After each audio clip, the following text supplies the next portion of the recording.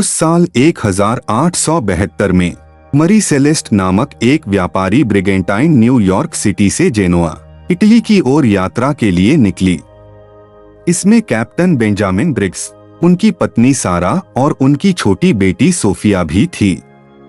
नौकरीशील नाविकों के बीच से चुनी हुई इस नौकरी में आशा और उत्साह के साथ सफलता की खातिर यात्रा शुरू हुई।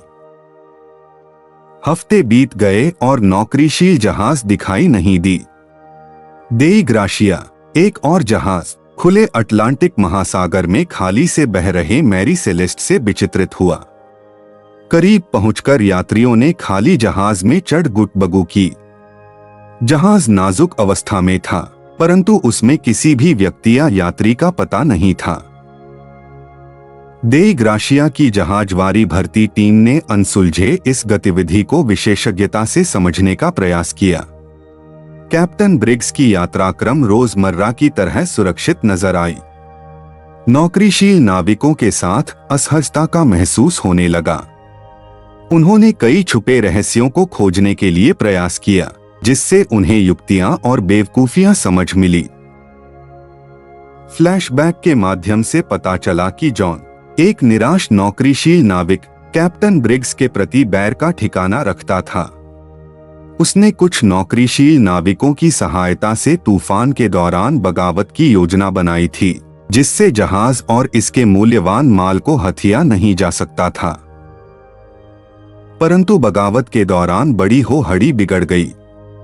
कैप्टन ब्रिग्स और उसके वफादार नाविकों ने बगावतियों को रोकने में सफलता पाई, पर इससे कुछ नाविकों की मौत हो गई। हालांकि उत्तेजना के बीच जॉन ने जहाज को छोड़ने का निर्णय लिया, जिससे कैप्टन ब्रिग्स के परिवार और कुछ वफादार नाविक जहाज पर अकेले रह गए। देई ग्राशिया की नौकरीशील टोली ने ये तथ्य खोजे और संवेदना के साथ अध्ययन किया। उन्होंने बेदर्दी से स्वयं और अन्यों की जान बचाने के लिए जीवनी जोखिम उठाया। आखिरकार वे जहाज पर उभरे संजीवनी मिले। कैप्टन ब्रिग्स, सारा और सोफिया भी उनमें थे, जो अस्तबल लेकिन जीवित थे।